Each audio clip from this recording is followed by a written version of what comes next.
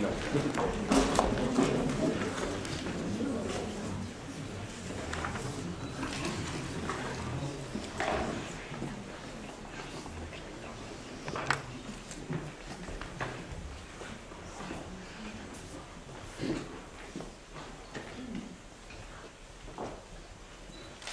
Monsieur, vous avez la parole. Très chers membres du jury, mesdames et messieurs, public, étudiants, la personne que j'ai l'honneur de représenter aujourd'hui est un jeune enfant qui porte plainte contre ses parents, car ceux-ci l'ont mis au monde au XXIe siècle. Le préjudice, si tout mon objectif aujourd'hui sera de prouver qu'il s'agit d'un préjudice certain et d'un préjudice légitime, sera donc de vous montrer, de vous prouver que le fait de naître au XXIe siècle, à notre époque, le fait de naître aujourd'hui est un préjudice latent par rapport au fait d'être né dans une autre époque. Cet enfant en souffre, il a peur, il sait ce qui l'attend. Toute ma plaidoirie, si elle ne pourra pas couvrir l'ensemble, elle ne pourra être exhaustive, s'attachera aux éléments d'évolution les plus importants pour montrer à quel point ce préjudice est légitime. Bon, j'entends ces personnes évidemment qui me diront qu'il ne vaut pas jouer au vieux con, qu'on dit toujours que l'herbe est toujours plus verte dans le champ d'à côté.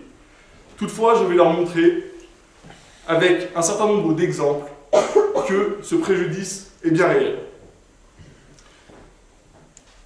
Mon client va débuter sa vie, il va intégrer l'école, il va apprendre à lire et à écrire, afin de ressortir avec le bac, en connaissant au final plus de mots que Marc Dorcel et Jackie et Michel réunis, tout en s'exprimant au final aussi bien que Nabila et Ribéry, loin donc des Rimbaud et des Verlaine poésiques et façon de parler que l'on pouvait attendre autrefois.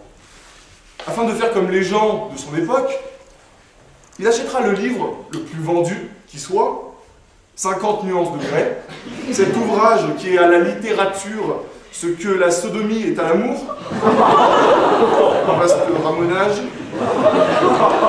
Alors je n'ai pas la prétention évidemment de dire qu'il n'y a pas un certain talent chez l'auteur qui est allé jusqu'à voir dans la psychologie très profonde.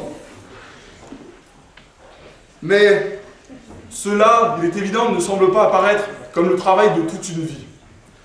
La littérature, pourtant, est une œuvre de longue haleine. C'est une maîtresse encombrante. Victor Hugo, qui nous a notamment appris dans Notre-Dame de Paris que le moche ne chopera jamais la princesse, a voué sa vie entière à l'écriture, ne s'adonnant que quelquefois au plaisir avec la femme, ou du moins les femmes qu'il a rencontrées. Ces femmes qui passaient son temps avec lui pendant que Hugo bossait. À défaut de lire les œuvres de Hugo, de Voltaire, de Perrault, les enfants de notre époque ne connaîtront pas les valeurs portées par ces œuvres et croiront notamment que si le petit poussait, c'est parce qu'il était constipé. Cette différence d'exigence que l'on retrouve dans la littérature, on la retrouve aussi dans d'autres domaines de l'art. Le domaine musical, pour ne pas citer Beethoven, lui s'est acharné aussi dans ce travail toute sa vie durant. Il faisait la sourde oreille à l'appel de la facilité. Il s'est d'abord adonné au violon, avec Antonio Salieri, son compagnon de toujours, car c'est bien connu, le violon scelle l'amitié. Si, évidemment, Beethoven n'a jamais eu Louis de Funès, il n'en demeurera pas moins un des meilleurs compositeurs que le monde ait porté.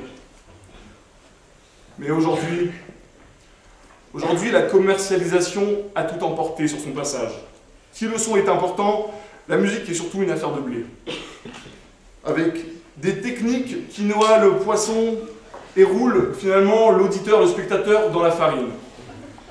J'aurais pu mettre fin à cette parenthèse alimentaire en parlant du cas Laurie, mais je crois que je vais m'arrêter et passer au point suivant.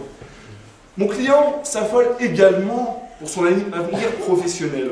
persuadé que ce qui est long et dur est toujours meilleur, il voudra entamer des études de droit.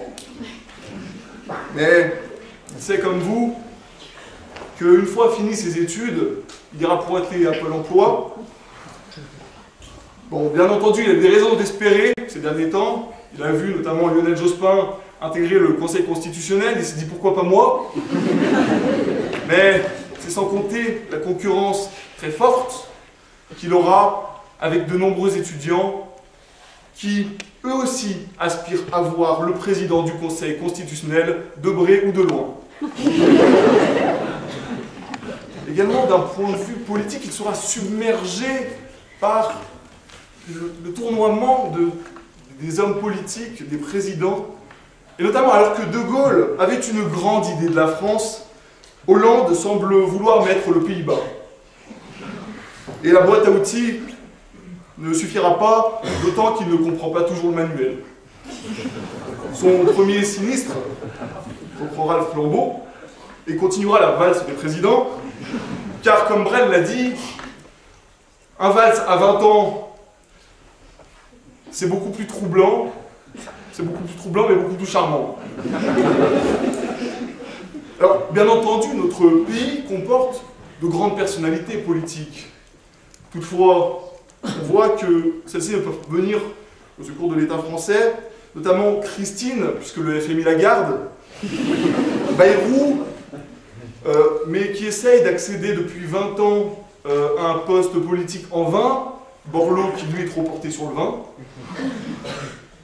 Dominique Strauss-Kahn, qui, grâce à cette pénétration dans la sphère des économistes les plus influents, nous a montré avec sa sagesse que finalement on ne fait jamais rien de bon avec des bourses vides. François Hollande l'a bien compris d'ailleurs. Il fréquente beaucoup les cabinets, allant de commission en commission, et tentant désespérément de rassurer les Français et de passer la pilule. Car, comme tout le monde le sait, plus l'euro est fort, plus elle est facile à digérer.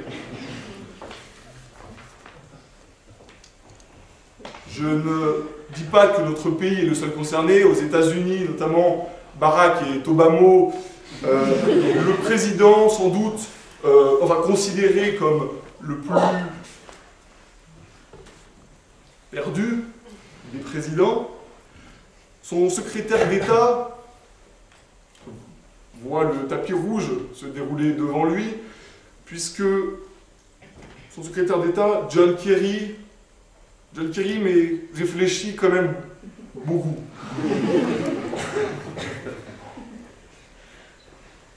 Passé ce point-là, je pourrais aussi vous parler de tout ce qui est les relations sociales.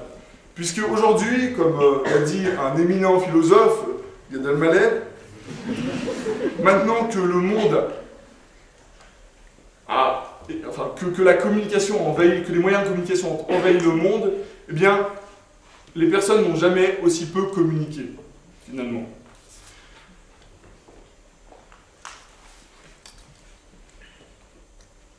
On pourrait me rétorquer à cela que, certes, notre époque connaît ses progrès, notamment parce que, au niveau médical, au niveau technique, la période actuelle permet des choses que ne permettait pas la période ancienne. Mais, pour finir, je dirais, et je citerai Gandhi, qui disait... excusez-moi. Je citerai Einstein, qui n'a pas tout à fait la même chose dans sa vie. Einstein qui nous a appris que lorsque la technique envahira le monde, eh bien, le monde connaîtra une génération d'idiots. Donc, je ne pense pas avoir besoin d'aller plus loin pour dire que la période actuelle est dangereuse, que la période précédente est finalement bien mieux qu'aujourd'hui. Et du coup, j'invite tous ceux qui pensent comme moi à rester assis Donc finalement, face à cette unanimité, eh bien, je pense que le jury pourra en déduire que mon client a le droit donc, à la réparation de son préjudice. Et sur ce, je vous remercie, mesdames et messieurs.